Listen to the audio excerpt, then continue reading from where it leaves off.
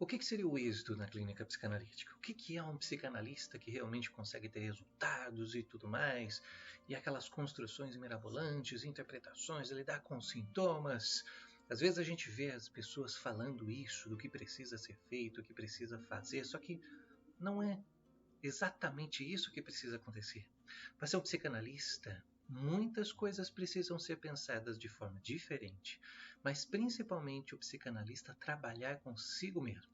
Sobre isso que nós vamos falar hoje. Eu sou Marcos Simões, psicanalista, e essa é a nossa construção, o nosso pensamento de hoje. O que seria o êxito numa sessão de psicanálise? Roda a vinheta aí.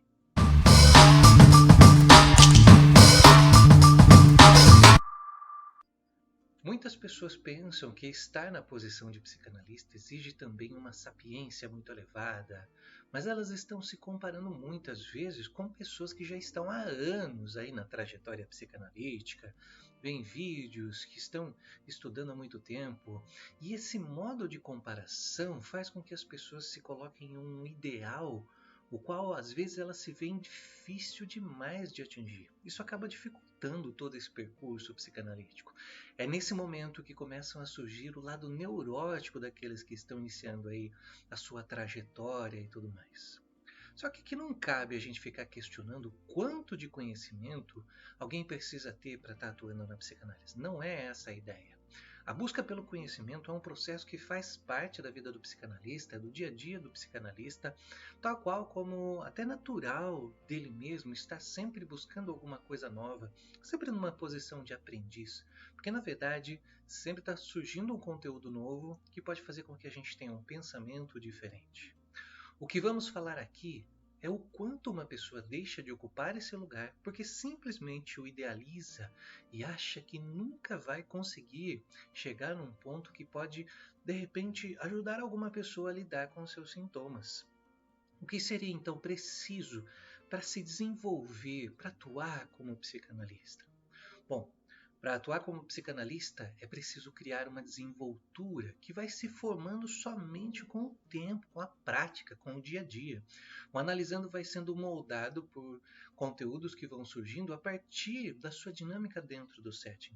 Assim como o próprio analista, ele vai também se moldando a partir da sua prática, da sua vivência na psicanálise. Então, quanto mais se vive a psicanálise, maior é a possibilidade de ter um êxito. Não há qualquer problema o analista se deparar com suas próprias angústias, na medida em que vai encarando o setting, confrontando conteúdos, conversando com o analisando. É natural isso acontecer, porque tanto o analista como o analisando estão em seu processo construtivo, de lidar com um lugar muitas vezes idealizado, ou um lugar supraegóico, mas cada um no seu caminho, fazendo a sua construção.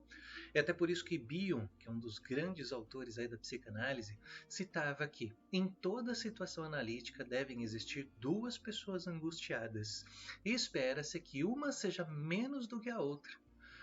O analista vai aprendendo a lidar com seus próprios conflitos. É por isso que ele também deve se dar a oportunidade de se ver como alguém que não sabe de tudo e não deve permitir que o analisando o coloque numa posição de sujeito suposto saber, de oráculo, de detentor de um conhecimento que ele precisa estar conhecendo, sabendo e tudo mais.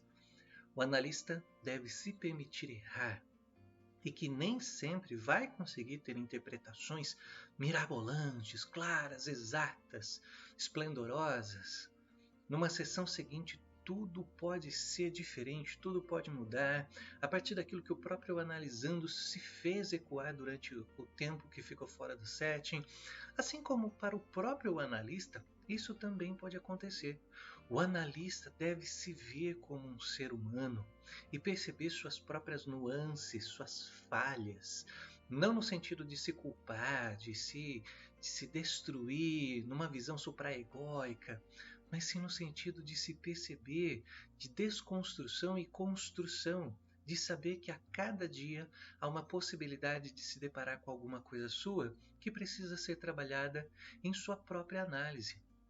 Por outro lado, um analista não pode se prender à sua ignorância, no sentido de conhecimento, é claro, e permanecer sempre agindo da mesma forma. Espera-se que ele também entenda que deve continuar progredindo em seus estudos, sua análise, sua supervisão, sempre buscando algo novo, sempre buscando algo que venha contribuir com o seu dia a dia. Numa análise, o analista é responsável pela ajuda, pela condução de uma sessão, mas ele não pode se colocar como responsável pela mudança do próprio analisando. Essa mudança somente ocorrerá se o analisando se engajar e conseguir lidar com os seus próprios conteúdos. O que cabe ao analista é dar o seu melhor para que isso possa acontecer, provocar, fazer refletir, fazer ecoar, pensar nas certezas que os analisandos trazem.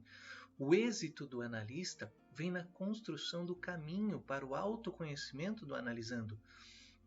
E vem também cheio de perguntas, vem das dúvidas, das angústias escutadas. Esse é o êxito do analista. Do mais, seriam desejos narcisistas e angustiantes do próprio analista. O êxito do analista também está na facilitação do encontro entre a criança e o adulto, entre o caos e a ordem, entre a angústia e o nascimento de uma nova forma de ser. O analista que reconhece suas próprias limitações também poderá trabalhar com muitas das limitações do próprio analisando. É por isso que estar na psicanálise, ter êxito na psicanálise, é muito mais do que simplesmente ser uma pessoa que sabe demais, que sabe se expressar. Isso não tem nada a ver com análise. O analista que tem êxito é aquele que consegue proporcionar para o analisando as melhores condições para que ele mesmo possa se conhecer. Pense nisso e nos vemos num próximo vídeo. Até mais!